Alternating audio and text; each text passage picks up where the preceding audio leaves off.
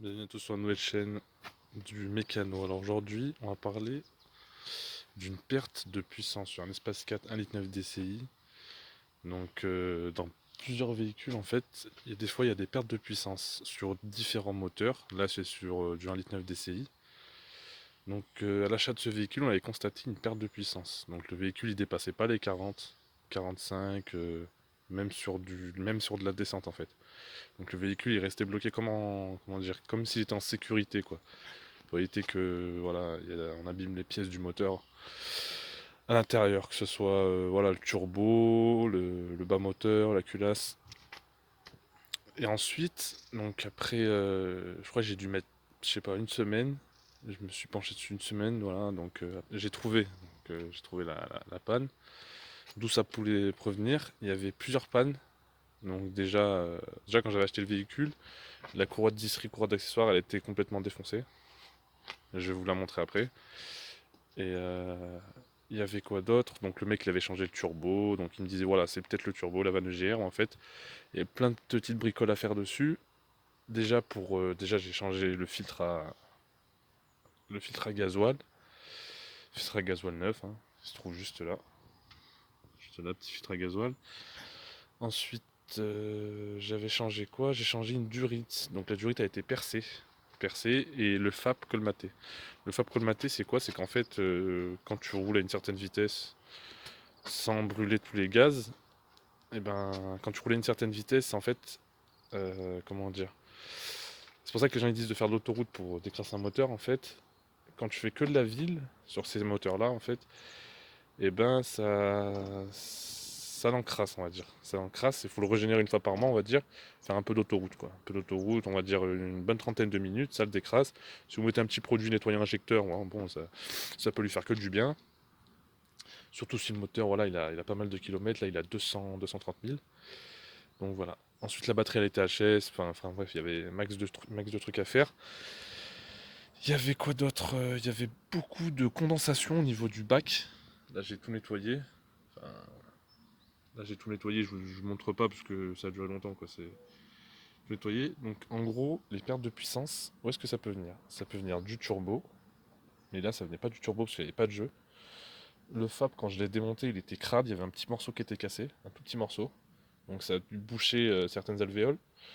Et il y a une durite, c'est celle-là, là. La durite là où il y a le capteur de pression, sur alimentation. Juste là-bas, attendez, je vous montre. Alors, voilà, au niveau du boîtier papillon. Juste ici, là, au niveau du collier. En fait, là, elle est changée, mais il y avait une fissure, je vais vous la montrer. Voilà, donc là, on se dit, bon, c'est une durite, voilà, pas de problème, pas de souci. Là, l'intérieur, voilà. Là, voilà, le collier, je l'ai laissé. Là, je l'ai enlevé.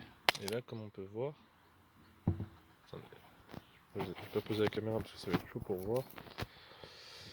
Voilà, voilà. Elle est fêlée déjà ici.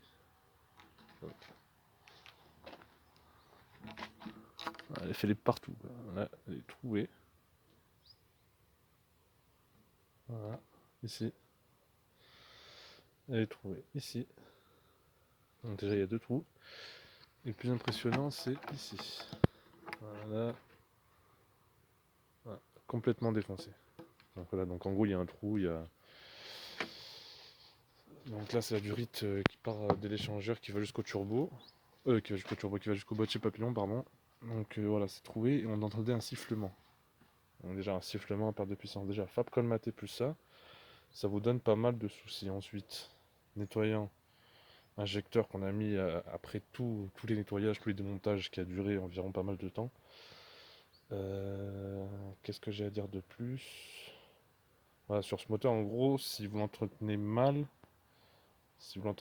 il peut avoir des petits caprices. Des petits caprices, donc si au moindre pépin, vous voyez qu'il y a une peine d'accélération, bien vérifier toutes les durites, parce qu'en général, ça peut venir souvent des durites. C'est un problème récurrent sur ces moteurs, surtout quand ils ont beaucoup de bornes. Les gens, ils font pas trop gaffe, ils se disent, bon, c'est le turbo, c'est le FAP, machin et tout, ça peut être ça. Mais juste une petite durite, ça peut casser. Et au niveau du filtre à air, bon, je l'ai démonté, je l'ai vérifié, il n'était pas trop sale, mais il pouvait encore tenir. Il n'y avait pas trop de bornes. Après, je vais peut-être le changer. Et ensuite, il y avait quoi d'autre? Il y avait, voilà, au niveau du reniflard. Donc le mec qui nous l'a passé, il avait oublié de rebrancher la durite. Celle-là, c'est une durite qui part là-bas. Voilà, donc sinon le moteur en lui-même, il tournait nickel. Voilà. Il tournait nickel. Là, c'est juste une petite vidéo où je vous explique un peu, voilà, une perte de puissance, je vous explique un peu d'où ça peut provenir. Donc, en gros, perte de puissance, regardez cette durite là. En général, c'est souvent celle-là qui pète. Elle pète au bout. Elle peut peut-être péter là, mais bon, c'est un peu rare quand même. Sur les grosses durites ici, là, hop, euh, qui sortent de l'échangeur. Celles-là, elles sont un peu plus solides, on va dire, que celle-là, parce que celle-là, elle a tendance souvent à se briser au niveau de la base, donc les gens ils démontent, ils tirent, ils forcent, avec la chaleur, avec le temps qui a duré, donc ça peut devenir, surtout que c'est du caoutchouc, ça peut vite se dégrader. Ensuite, pour ce qui est du filtre à gasoil, donc faut bien le changer, faut lui mettre un bon filtre à gasoil, pas un filtre à la con quoi, que tu trouves à voilà, 3-4 euros, ça peut tenir, mais c'est pas un truc qui va durer longtemps quoi. Un bon filtre à gasoil de bonne marque, voilà, un truc pas de la merde.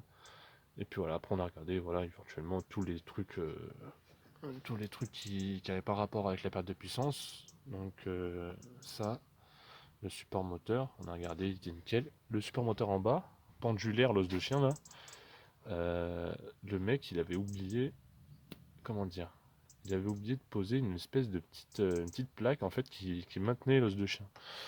Et je me suis rendu compte en fait le moteur il vibre un petit peu et du coup en bas ça peut casser, ça peut abîmer le box cylindre. Donc je l'ai changé, j'en ai mis un neuf. Voilà, donc ça coûte pas excessivement cher. Si vous voulez un bon véhicule, vous le faites vous-même. Voilà, il y a deux petites vis, il faut avoir une bonne clé dynamométrique pour bien les dévisser parce que c'est un peu serré au bourrin quoi, en mode bourrin. Ensuite, le support côté boîte de vitesse, il avait l'air bon, il était nickel. Qu'est-ce que je peux vous dire? Il y avait une fuite d'eau apparemment. Et la fuite d'eau, elle venait de la durite d'aérotherme qui était juste derrière. Donc il y avait plein de petites bricoles à faire sur ce moteur. Maintenant il tourne. Pas trop d'investissement sur ce véhicule, pas trop d'investissement surtout sur les pièces. Et puis voilà. Donc là on a un moteur qui tourne, qui peut faire des bornes voilà, sans trop de soucis. Voilà, c'est des moteurs, faut bichonner un peu, faut pas non plus les, comment dire, pas forcer dessus comme des bourrins. Et ensuite voilà, le mec qui nous a cédé, les phares ils sont tout neufs. Hop, tout neuf. Une petite durée comme ça, perte de puissance, un fer de colmaté, des problèmes de filtre à gasoil aussi. Tout ça, ça peut venir de. En gros, c'est tout le système de suralimentation, il faut le vérifier, le système de carburation aussi. La batterie, à ne pas négliger. Batterie. Donc là, c'est une 90 ampères heure. C'est une bonne batterie, on va dire, parce que en général, sur ces moteurs-là, c'est du 75.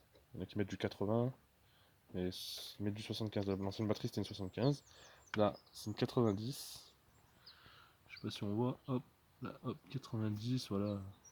C'est une bonne batterie, voilà, ça démarre en quart de tour. J'ai aussi vérifié les injecteurs et les bougies. Ils n'avaient pas trop. Sans les démonter, hein. J'ai juste regardé vite fait à la gueule si ça n'avait pas été touché.